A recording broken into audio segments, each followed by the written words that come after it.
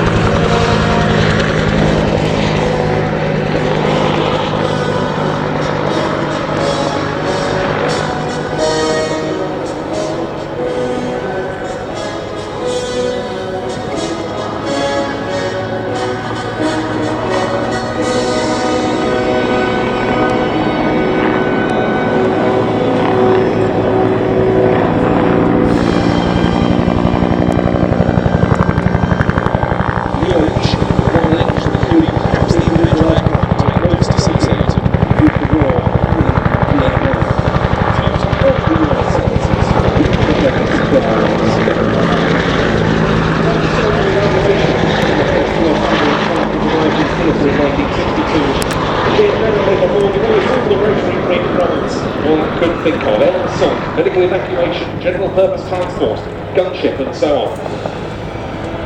You can use Hueys alone to undertake almost a complete assault mission, solely transporting troops in, and those fitted with machine guns or rockets, providing protection.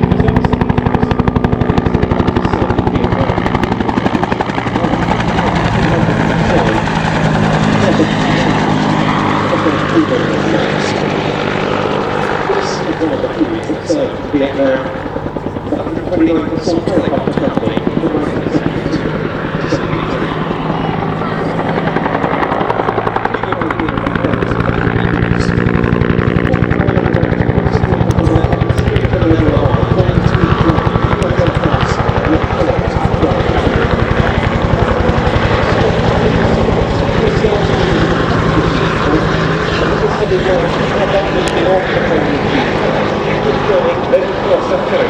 distinguished himself as the aircraft commander of a UH-1F transport helicopter.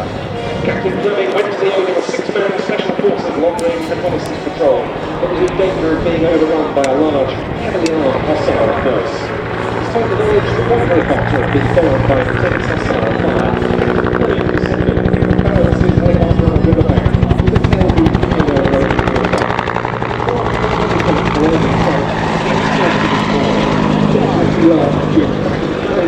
Original landing disregarding his own safety, he remained in his exposed position. Hostile fire crashed through his windscreen at the whole board of his helicopter. Captain Fleming made a successful takeoff through a barrel of hostile fire and recovered safely on his forward base.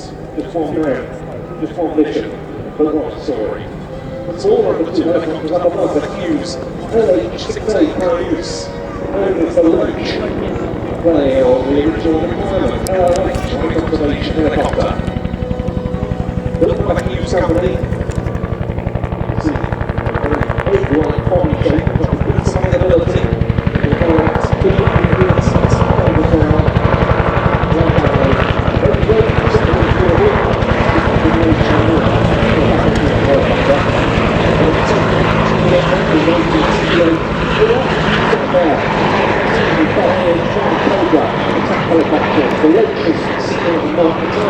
coloured smoke.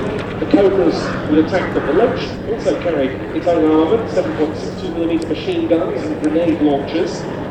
And in fact, this one from MSS Holdings, as is the Huey, has a decommissioned 7.62mm 6-barrel minigun mounted on its port side. This one was built in 1969 and was sent directly to Vietnam, joining the US Army's 20th Transport Company. And it really is a warbird in itself. On the whole of 1940, while reconnaissance was sent to Vietnam, this very helicopter was flying at 100 feet, but it was hit by a small arms fire. It took 11 hits on its underside, damaging the fuel system and some components. Of the 3 crew, just one was slightly injured. The helicopter made a forced landing, and later it was declared unflyable. It was shipped back to manufacture fuses repaired. The Army going to embark various support units. Luckily, the Army shortage vacancy, which was sold in 2004, and Phil Howard brought it to earth to his Huey. In the restoration process, bullet holes and fractures relating to its Vietnam service were discovered. It was sold, like the Huey, into its original Southeast Asia theatre colours.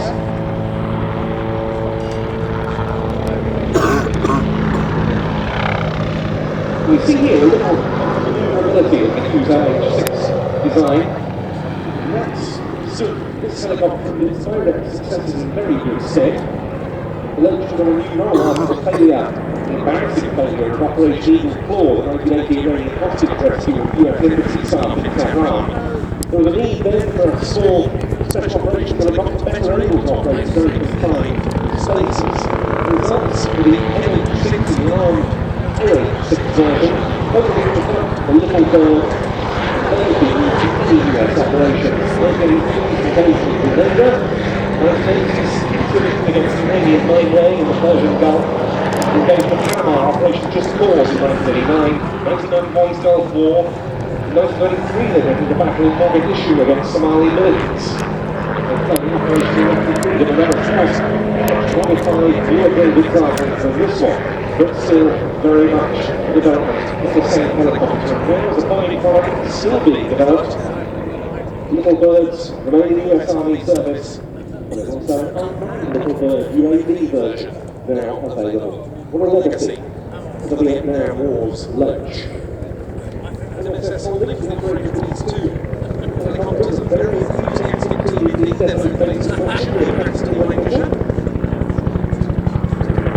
And a splendid job these colleagues have done of putting them back into their original Vietnam era balance configurations. Warbirds fleeing to the line, contact to the line. These two are very definitely going to win warbirds.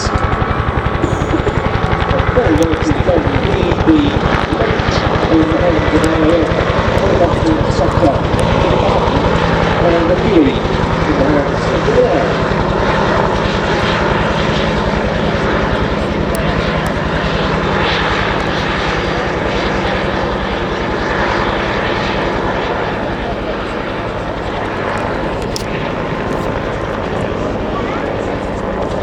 So that concludes our Vietnam War section of today's display, something a little different for a Duxford show. Very welcome, I'm sure you'll agree. And now it's time for the Royal Air Force Battle of Britain Memorial. Keith Miller is here to tell you about their display, which I believe is down to 2 aircraft today, Keith. Yes, unfortunately it is. That's closing. So they were working on it this afternoon, but it looks like we've got a Spitfire and I believe Spitfire TE, which is a Mark 16, and American Air LF, which is a Mark 2C. Well, good afternoon everybody. As Ben's just said, my name is Flight Lieutenant Keith Miller, and I'm here to represent the Royal Air Force's Battle of Britain Memorial Flight.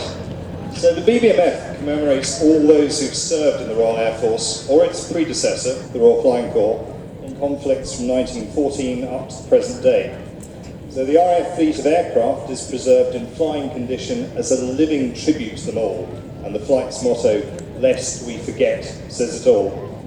So the BBMF is a regular RAF unit, and it's manned by service personnel and funded by the Ministry of Defence. Those who serve with the flight feel extremely privileged to work with and to fly the BBMF's collection of historic aircraft. They're all precious artefacts for the Air Force and for the Navy and for the nation's aviation heritage. Indeed, some of us are selected, especially the pilots and some of the senior engineers. They're specifically interviewed and selected to work with BBMF. But other staff